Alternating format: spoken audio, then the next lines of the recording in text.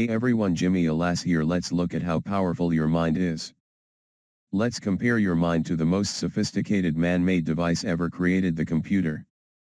The average computer can hold about 250,000 pictures, 20,000 songs, and hundreds of full-length videos. Nowadays on something the size of my finger, crazy, but let's compare it to your mind.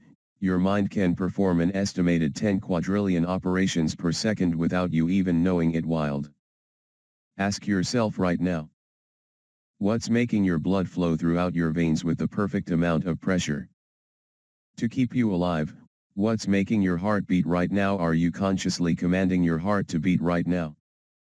Know what's maintaining your body core temperature to the perfect degree to keep you alive? What's doing the 6 trillion things to your 60 trillion cells every single second? It's something called your subconscious mind. This is the powerhouse to who you are. Your cat hasn't, even your puppy has it, but of all the things that your subconscious mind can do, it can't do one thing, and this thing can help you attract good things into your life or can absolutely demolish your health. What is that one thing it can't do? It can't distinguish between a real event and something you merely think about. Sounds absolutely ridiculous, right? What happens when you have a nightmare? You wake up, your heart is pounding, you're sweating, and you're anxious beyond words. The nightmare existed in your mind. You weren't in any real danger at all, but your mind didn't know that you physiologically reacted as if the nightmare was actually taking place. In reality, there was a study conducted where a doctor hooked up an elite athlete, a professional skier, to a device that measured the athlete's muscle fibers. He told the skier to merely think about skiing down a hill without moving a muscle. The act of thinking about skiing down the hill actually made the same muscle fibers that would have actually fired off if he were to be actually skiing fire off from thoughts. This has been demonstrated time after time with a placebo effect. Group A suffering from a particular illness gets prescribed a pharmaceutical fat-approved drug specifically designed to treat that illness. Group B suffering from the same illness gets a sugar pill thinking it's real medication. Both groups get cured. In fact, the New England Journal of Medicine published a study involving two groups suffering from the same degenerative knee disorder. Group A had a surgery designed to scope of the knee and relieve the symptoms of the disorder. Group B, with the permission of the family, had a fake surgery, a placebo surgery. Thinking that they had a real surgery, only 3 small incisions were made in the kneecap. But no real surgery was performed. Both groups reported that the surgery was a success. In fact, researchers are suggesting that a minimum of 1/3 of all medical treatment, including surgery, is due to the belief that the treatment is going to work. The placebo effect. Most people don't realize that there is also something called the nocebo effect. It's practically the opposite of the placebo effect. The mind, instead of curing illness, contributes to illness. That's what a hypochondriac is.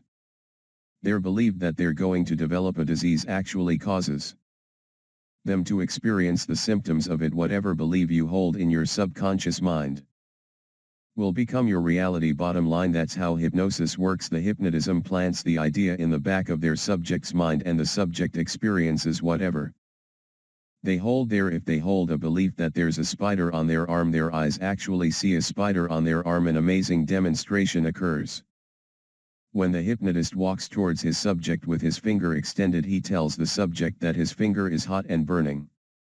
The hypnotist slowly touches the subject on there, and a blister actually forms in the exact place that the finger touched. Now this is crucial to understand. In all healing, free will as we understand it is practically an illusion. In fact, 2 to 4% of the time you decide what you want to do, you actually make the decision. 96 to 98% of the time you don't. You're on autopilot. Your subconscious mind controls your decisions 96 to 98% of the time. Don't believe me? Do you like ice cream? If you do, snap your fingers and stop liking it. Do you enjoy watching sports? Snap your fingers and stop enjoying it. You can't. 96 to 98% of the time, everything we crave, desire, and act upon comes from what we call predominant in the back of our subconscious minds.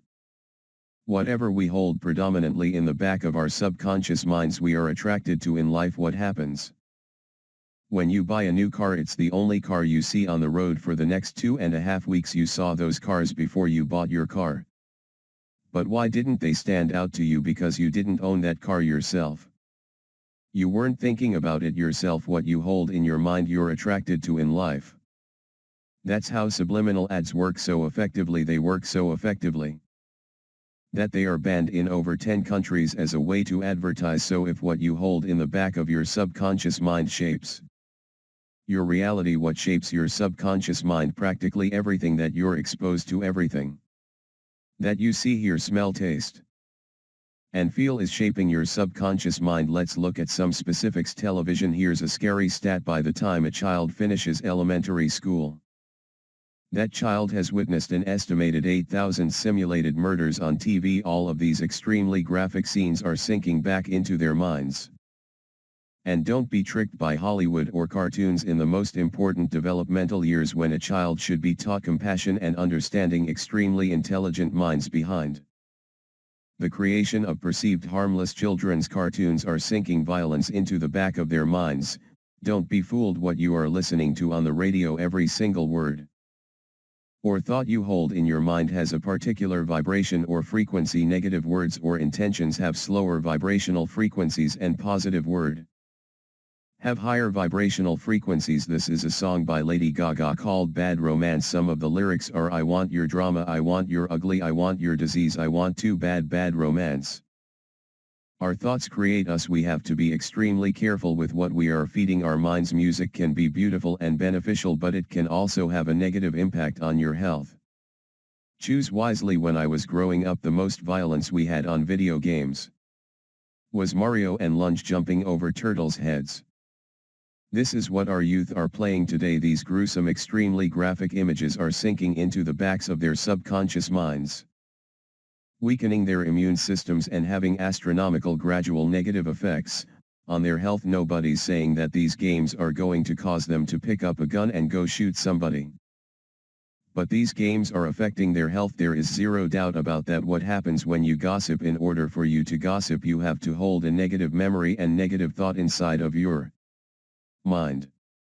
You not only think about that negative memory, you share it with the other person that you're talking to. The second you hold negative thoughts in your mind, the biochemistry of your brain changes and you release cortisol, the stress hormone, into your blood, which then weakens your immune system, inhibits the actions of your white blood cells, increases the chances of infection, and even promotes weight gain. All from gossiping, all from your thinking. You can't gossip without rooting yourself. Remember that, but of everything you can expose yourself to, there is nothing more important than the thought you hold in your mind.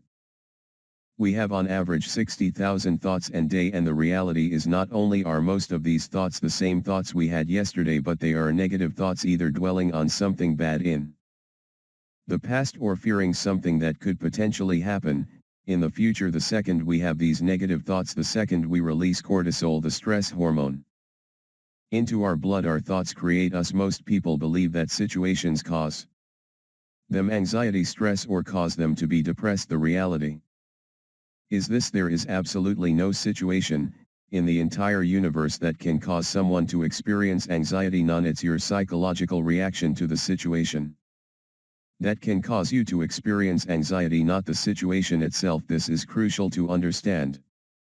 Why is it that when one person skydives, their brain releases endorphins, the good feeling chemical, into their blood while releasing cortisol into another? It's the same situation. How can the company of one person cause excitement and one person while making another person stressed? It's because it's never the situation that causes anyone to experience anxiety, but their reaction to it. You create your anxiety, not a situation. When you truly fundamentally understand this truth, that's when you realize that you control your anxiety, not a situation. It's one of the most liberating feelings you can ever experience. If you create it, you can take it away. Your thoughts control your life. You are the creator of your everything. Choose your thoughts wisely. God bless.